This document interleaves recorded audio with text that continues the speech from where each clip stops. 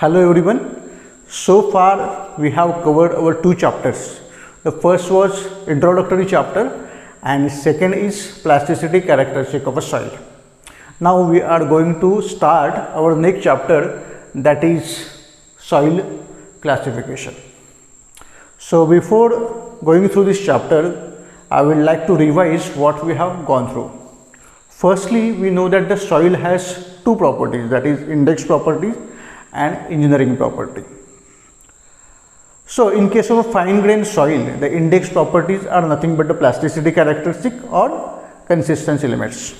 Okay, these index properties are indicative of engineering properties, isn't it? So based on this plasticity characteristic or consistency limits, we have derived certain parameter that gives us very strong judgment of the engineering properties. So for us, the engineering properties are most important, but the idea of the engineering property of a soil is given by the index properties. Okay, and these index properties are used to classify the soil or to identify the soil. So that's why they are called as the index properties. In the last chapter, we have seen all these consistency limits, what are the derived parameters such as the toughness index or activity of a soil that indicates engineering property. Okay, so these index properties, basic consistency limits and certain parameters are used to classify the fine grained soils. But in case of a coarse grained soil, the index properties are different because their behavior is different. In case of a coarse grained soil, the index properties are particle size and density index or relative density. This density index or relative density is indicative of denseness of a soil.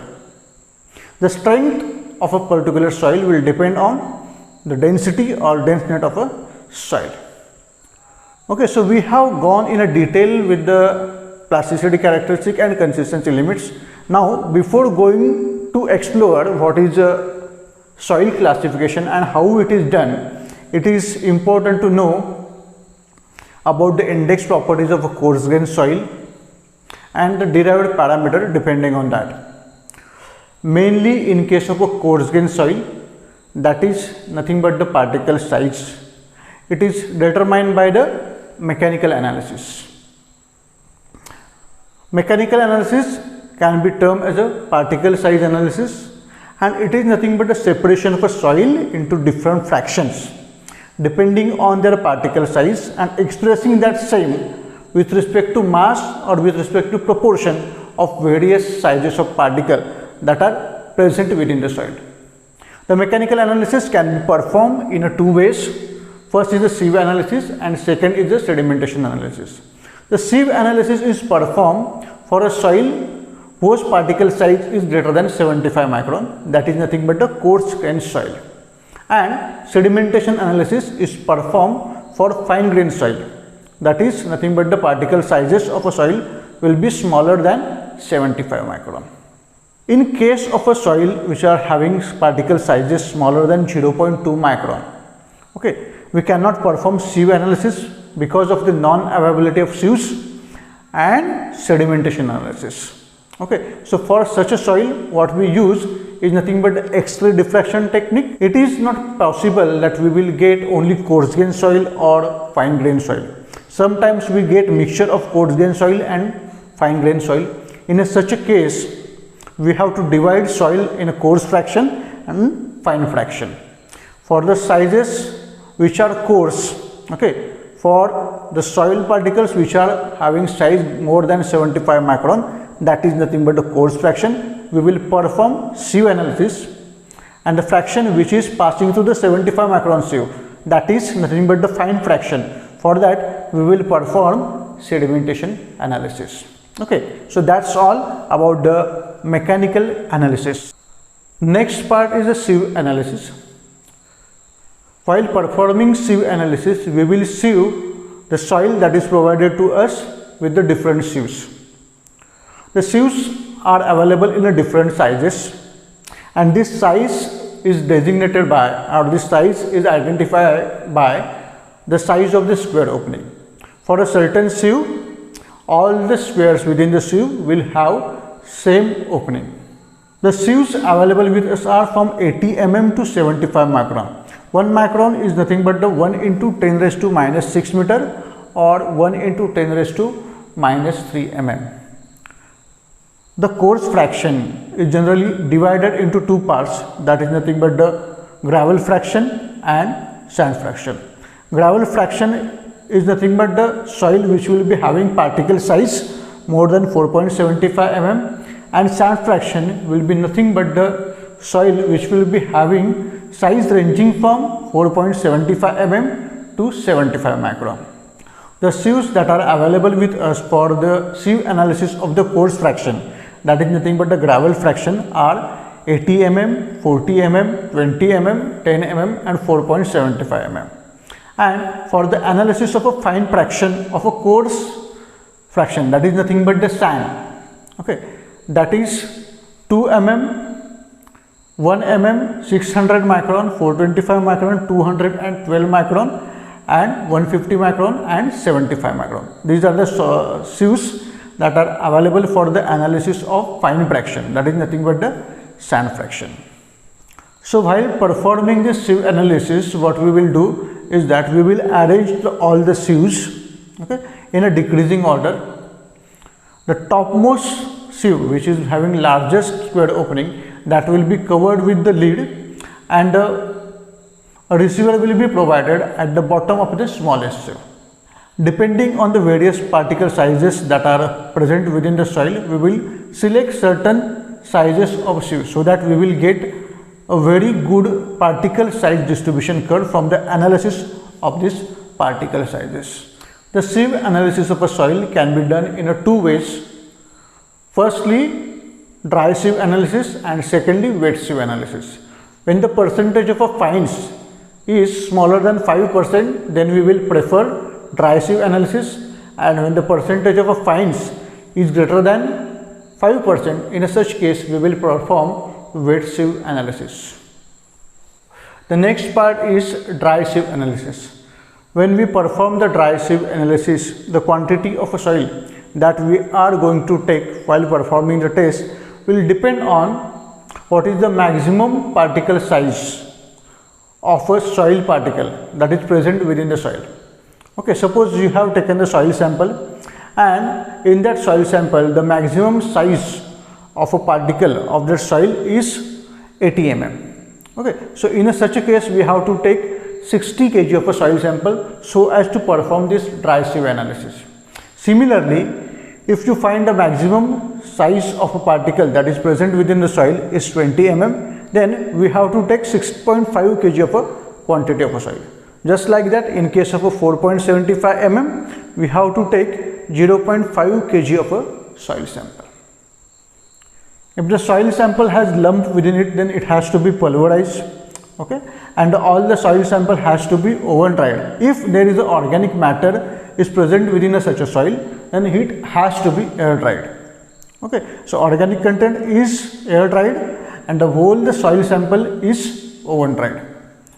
While performing this sieve analysis, it is important to identify the coarse fraction and the sand fraction. So for that, all the soil sample will be sieved through 4.75 mm sieve. The fraction which is retained on 4.75 mm sieve is a coarse fraction, or we can say that a gravel fraction, and the fraction which has passed through this 4.75 mm sieve is nothing but sand fraction or the fine fraction.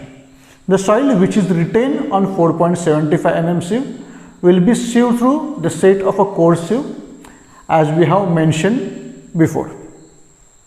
Then after that, the soil which is passing through 4.75 mm sieve, that is nothing but the sand fraction, okay, that will be sieved through the set of fine sieves. The mass of a soil which is retained on each sieve will be determined nearest to 0.1 gram.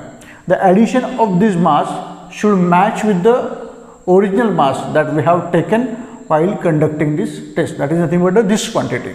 Okay, that should be matched with the addition of all the matter, all the soil particle or all the soil fraction that is retained on the various sieves. Such type of a sieve analysis is performed for a cohesionless soil, just like a sand or a gravel.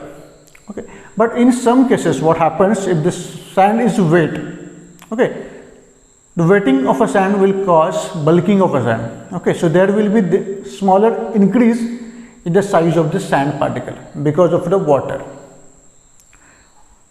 In a such case, when we perform dry sieve analysis, it may give us result with the error. Okay, so it is important that all the soil sample that we are using for this dry sieve analysis is oven dried, and if there is a organic matter present within the soil, then that has to be air dried. So that's all about this dry sieve analysis. The next part is wet sieve analysis. As I have already said, the wet sieve analysis is performed when the percentage of a fine fraction is greater than 5%. When we say percentage of a fine fraction, it is nothing but the soil which is passing through the 75 micron sieve. The soil which is passing through the 75 micron sieve is nothing but the fines that are present within the soil. So while performing the wet sieve analysis, if there are lumps present within the soil, they will be broke into individual particles. The soil sample will be oven dried, and then the soil sample will be soaked in water.